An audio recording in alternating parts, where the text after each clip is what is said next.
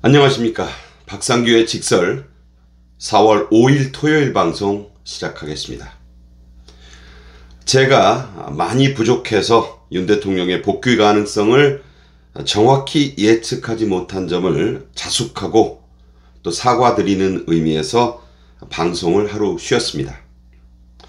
그 사이 제게 실망하고 윤 대통령 인용에 분노하신 것으로 보이는 구독자분들이 300분 가까이 탈퇴하셨습니다. 안타깝지만 그분들에게 또 아직도 허탈함으로 망연자실하고 계실 구독자님들에게 다시 한번 사과드리겠습니다.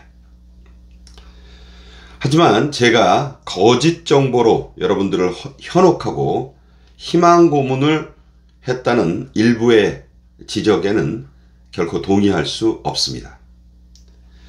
문형배의 주문 낭독을 지켜보면서 낙담하고 분노하고 참담한 심경을 느낀 것은 저도 여러분 못지 않습니다.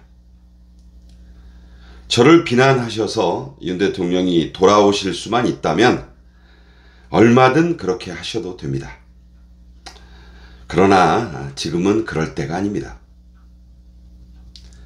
먼저 국민의힘 조배숙 의원이 어제 헌재 인용 선고 직후에 열린 국민의힘 의원총회에서 한 발언을 소개해 드리겠습니다.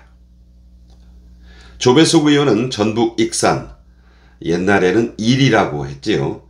그 일이 출신의 사선 국회의원으로 경기여고와 서울대 법대를 나와 사법시험에 합격한 뒤에 우리나라 최초의 여성 검사를 지냈고 9년간 판사로도 일했던 정통 엘리트 법관 출신입니다.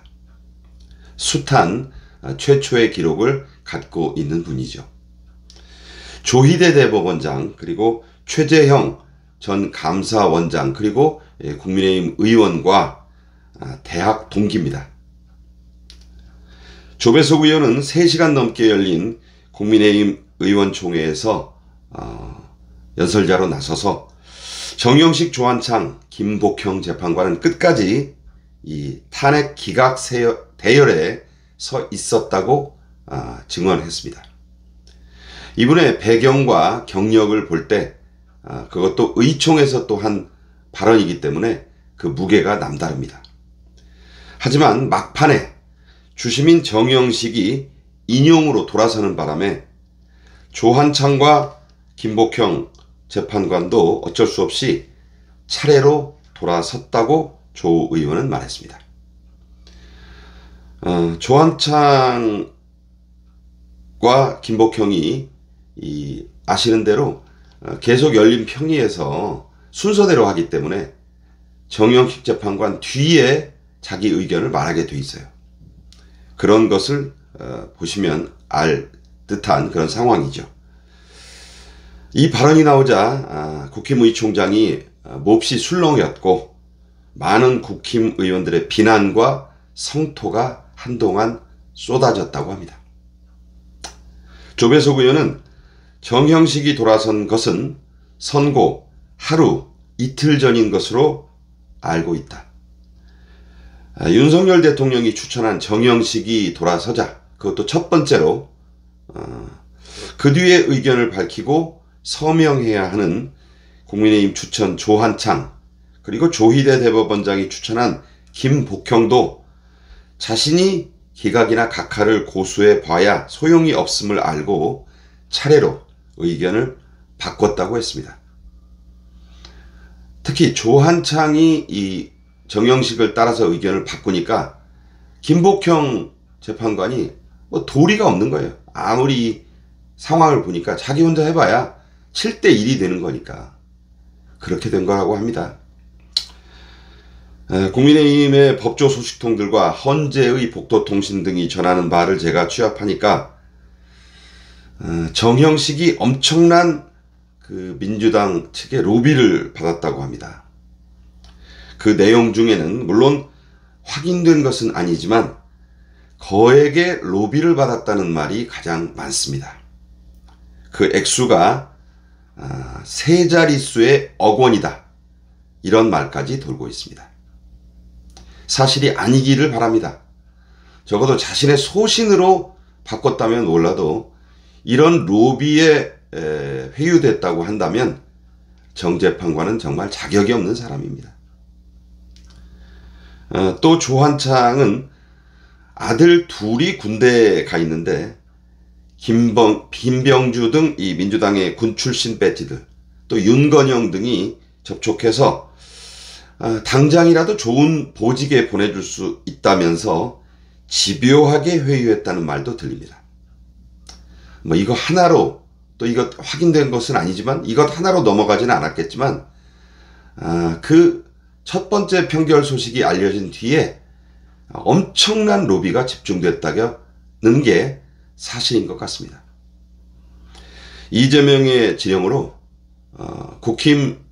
이 민주당 배지들은 물론이고 그야말로 좌파 사법 카르텔이 총력전으로 로비를 해서 4월 2일 이후에 하루 이틀 사이에 판세를 뒤집었다는 겁니다.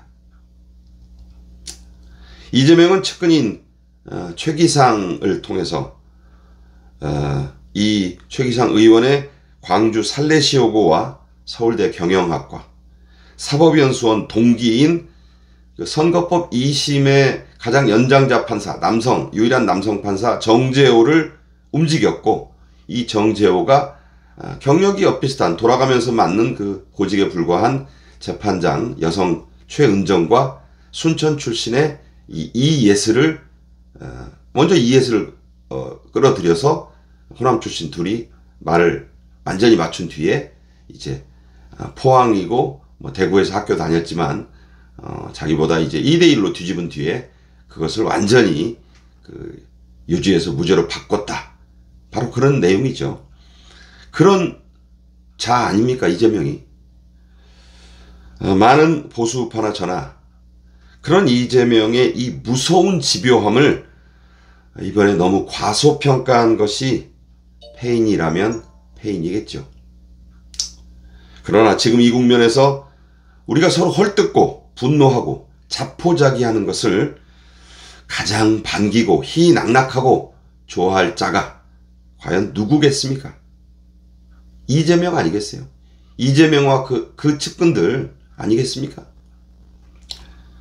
그리고 우리는 윤석열 대통령을 안타깝게 떠나 보냈을 뿐이지 정권을 완전히 넘긴 것은 아닙니다. 역대 대선들을 살펴보면 한쪽이 완전히 지리멸렬했던 17대 대선을 빼놓고 보수와 진보의 이 차이가, 표차가 3% 이내였어요. 다 치열했던 박빙이었습니다. 김대중, 노무현 좌파 대통령이 이겼을 때 그 표차 기억하시죠?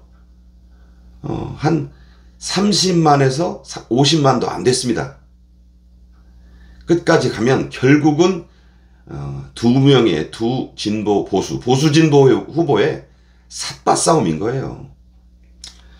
자, 당시 그 17대 대선을 돌아보면 승리했던 이명박 후보는 좌파 단일 후보였던 정동영을 득표율로는 22.6%를 압도했고 표차는 무려 530만 표가 넘었습니다.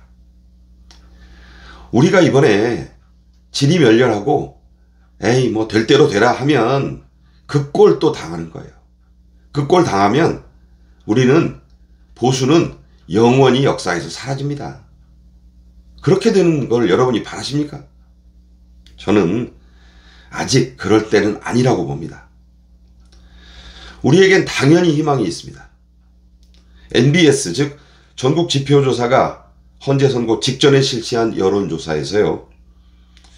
이재명의 지지율은 31%로 나왔습니다. 물론 국민의힘 예상 후보들을 다 합친 것보다 많기는 해요. 하지만 주목할 것은요. 38%로 나온 무응답층입니다. 농담으로 무응답이 이재명을 이겼다는 말이 나오는 게 바로 그 이유예요. 이재명은 다시 30% 초중반의 상자, 이 박스에 다시 갇혔습니다. 그것은요, 그래도 이재명은 안 된다는 보수 관망층과 중도층의 여론 때문입니다. 이재명은 금년간 오늘 내일 사이에 민주당 대표직을 내놓고 본격적인 대선 레이스에 들어갑니다. 우리 보수 우파가 헌재 선고 결과에만 매달려서 서로 욕하고 환멸을 쏟아내는 동안 이재명은 독주를 거듭해서 6월 초에 정권을 잡는 꿈과 환상에 들떠 있습니다. 우리가 이걸 뭉치고 단합하지 않으면 그 길을 그냥 닦아주는 겁니다. 어제 국민의힘 의원총회에서 KBS 기자 출신의 신성범 의원은 제가 잘 아는 후배인데 보수 대통합 후보를 내면 이재명을 이길 수 있다고 제안했습니다. 맞는 말이라고 저는 생각합니다. 하지만 기득권을 준 여러 의원들이 이 제안을 비판했다고 합니다. 이런 자세로는 안 되죠. 국힘이 살 수 있는 길이 이 제안에 들어있다고 저는 봅니다. 이재명이 하나마나한 경선으로 후보로 추대되는 대관식 놀이를 하는 동안 우리 보수 우파는 문호를 활짝 열고 치열한 경선을 통해 말 그대로 용광로 경선으로 후보를 하나 뽑는다면 무응답층 38%는 우리 보수에게 다시 한번 기회를 줄 것입니다.